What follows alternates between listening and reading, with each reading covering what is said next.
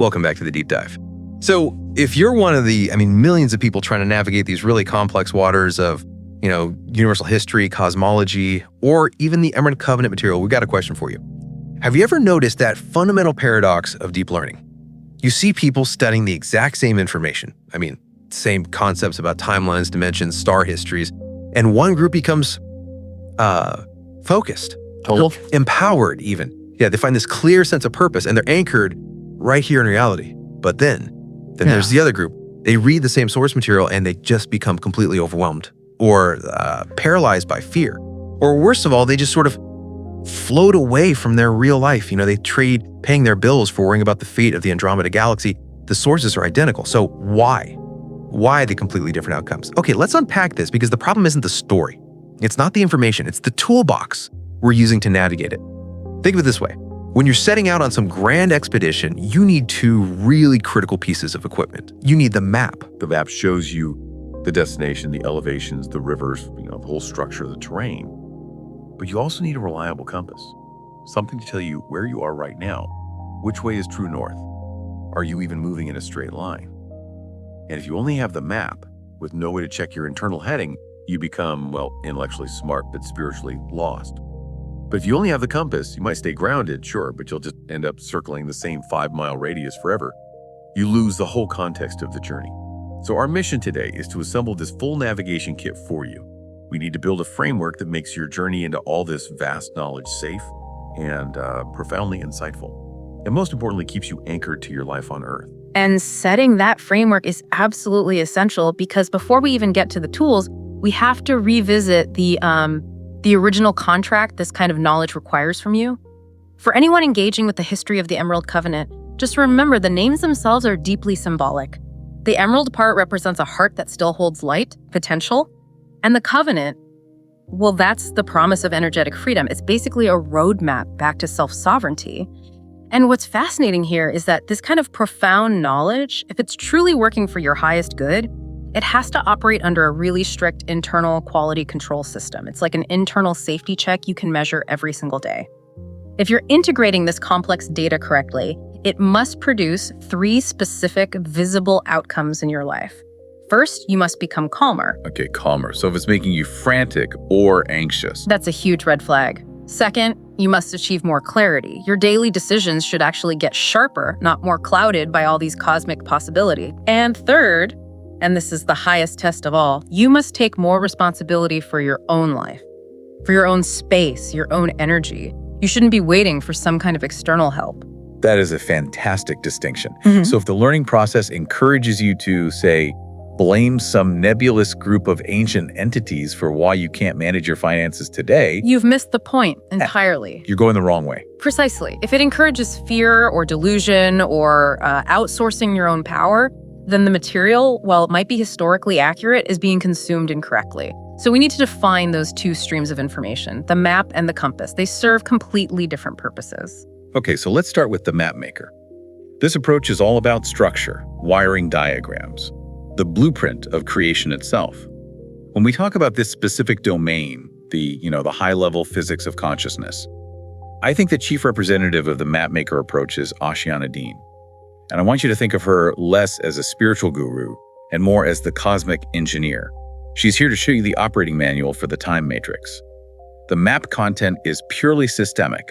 It's the technical architecture. It details the structure, the specifics of the 15 dimensions, the mechanics of how human energy systems interface with the larger system. And even the precise mathematical layout of Earth's grid. Exactly. And crucially, it provides the detailed history. We're talking millions of years of Star Wars, conflicts, alliances, all the energy system manipulation that explains why things are the way they are right now. The benefit of this perspective is that it takes all the world's myths, all the spiritual whispers, and it anchors them into this logical, almost scientific framework. It provides the ultimate big picture. And it defines that true spiritual freedom, that idea of becoming God's sovereign free. It gives you the coordinates of where you're actually going. But here's where the map becomes risky. And we've seen this happen to so many learners. You start drowning in the technical language. You encounter terms like Partiki or the Cathara grid. Right. To a new listener, what even is that? That's the first hurdle, and we shouldn't shy away from it. Those terms can feel alienating, but we can ground them pretty quickly. For instance, Partiki is basically the term for the smallest non-physical unit of conscious energy. The fundamental building block of creation. Yeah, it's a technical name for a simple concept, but the real risk isn't the jargon, it's the spiritual ego. Okay, can you give me a specific scenario? What does that spiritual ego actually look like in practice? Is it just, talking about the 15 dimensions at a dinner party? I mean, it's deeper than just jargon slinging. The ego forms when the map provides all this complexity, but the learner lacks the humility of the compass. They start to feel, I possess the secret blueprint that 99% of humanity doesn't know. Therefore, I'm uniquely chosen or special. Exactly. And that creates separation, elitism, which is the complete antithesis of the covenant's promise. And what's more, just knowing about ancient conflicts, deep planetary manipulation, negative entities that can generate profound fear, and fear just short-circuits the entire learning process. So the excitement of the map, this sort of cosmic soap opera of Star Wars, becomes an escape route. Yes. The learner uses the vastness of the universe to hide from simple, painful truths about their own life. So the map is for expanding your perspective, but it was never meant to be a shield against daily reality. You don't use the blueprints of the universe to hide from the bills on your kitchen table. Precisely. And that is exactly why we need to move to the second, equally vital tool, the compass holder. You might know the full structure of the time matrix, but if you're in a dense, emotional, or energetic fog right now, you need immediate direction. You need self-protection. You need the compass to make sure you're standing upright. That's it. If Ashiana is the engineer, then a figure like Lisa Renee is the field guide, or maybe the spiritual psychologist. Her focus is less on millions of years of history and more on your current state. So maintaining energetic boundaries, self-healing, achieving internal stability. Right now, in this moment. The map focuses on structure. The compass focuses on safety. Yes. The core content here is practical defense and discernment. This includes self-protection, like practical methods for establishing energetic boundaries, the kind of work that goes into visualizing and maintaining a 12D shield. So it's a daily boundary tool, not some philosophical concept. Exactly. And it emphasizes discernment, constantly checking if inner voices or downloads or meditation visions are genuine, or maybe just mental fabrication, or what they often call false light, these deceptive external influences. So the language here is much more focused on trauma, healing, and achieving true self-sovereignty, which really means internal psychological mastery. The huge benefit here is, practical survival. It helps you protect yourself from external threats and, maybe more importantly, internal self-deception. Things like spiritual bypassing. Okay, now I have to ask you this because this is a big concern for a lot of our listeners. Yeah. If the map confirms that there are genuine threats and historical conflicts, and the compass is constantly warning you about unseen infiltration and mind control, how do you avoid the inherent risk of, excessive paranoia? Right. How do we draw the line between protective vigilance and just destructive suspicion? That is the essential question. The risk of the compass is absolutely turning protective vigilance into crippling paranoia. When you focus solely on threats, you lock yourself into a fear-based state, which, ironically, makes you more susceptible to manipulation. So you become what you're trying to defend against. In a way, yes. If you are constantly suspicious of every person, every message, every external force, you've let the compass become your entire world. You might be perfectly shielded and safe, but you risk just wandering aimlessly. Because you don't have the bigger picture. You lack the map's context, the ultimate goal of why you're building that shield in the first place. You become safe, but you're inert. You're not moving. Okay, so if the map provides the coordinates and the compass provides the immediate heading, how do we combine them like a professional explorer? We need a complete safe formula. And that means introducing the third non-negotiable element. The equation is MAP plus compass plus ground, the anchor. So 1, use the map, the structure, for expanding perspective.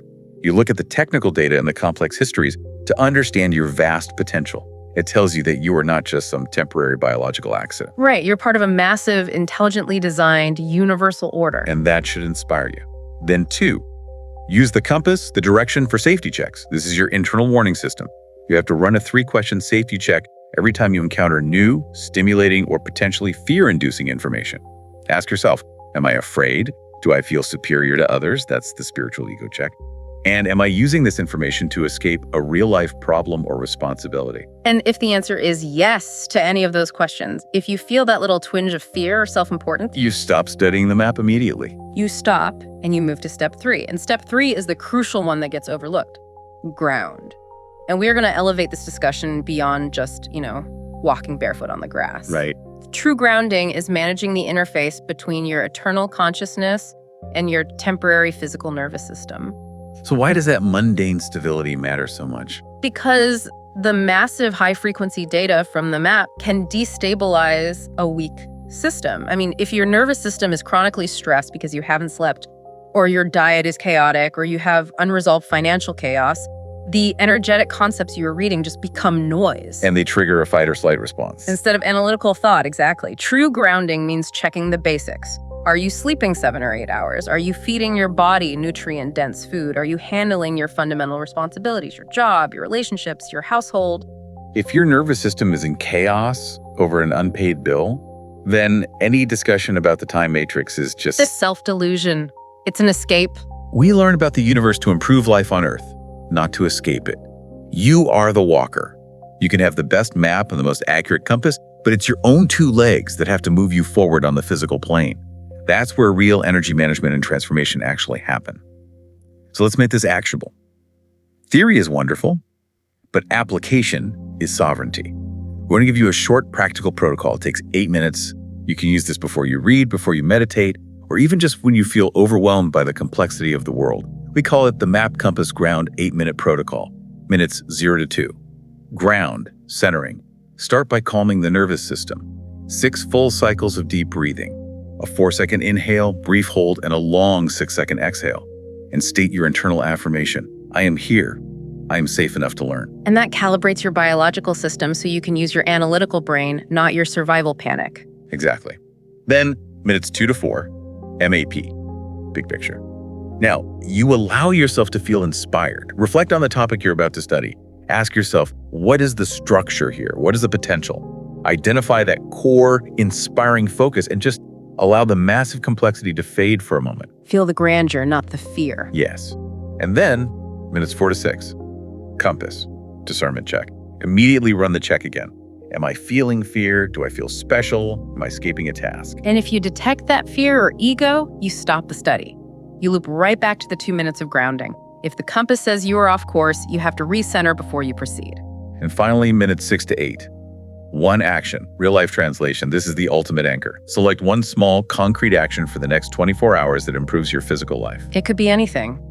Clearing that pending email. Making that difficult phone call, drinking a full quart of water, or simply ensuring you turn off screens an hour earlier tonight. The rationale is simple. The true expression of self-sovereignty is taking responsibility for your own energetic space every single second. It's not about waiting for some cosmic intervention.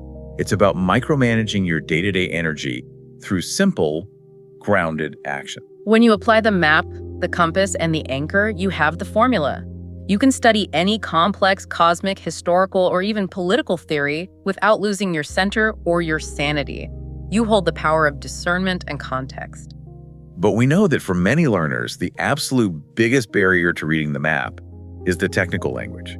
We can talk about Partiki all day, but if you have to close the book every 3 paragraphs to look up some alien-sounding jargon, the journey just stalls. It's a huge roadblock. So let's look forward. Next time, we're doing a deep dive specifically into the language itself. We're creating a commoner's glossary to break down the 12 to 15 absolute must-know terms like Cathara grid, time matrix, and Partiki that unlock this entire universal structure. We're going to show you that these technical, seemingly unapproachable terms are really just precise scientific names for concepts. Concepts fundamentally about your body, your energy, and your true potential. That's right. Get your notebook ready for that glossary deep dive. For today, may you have a steady compass and a clear map for your walk on this earth. We'll catch you next time.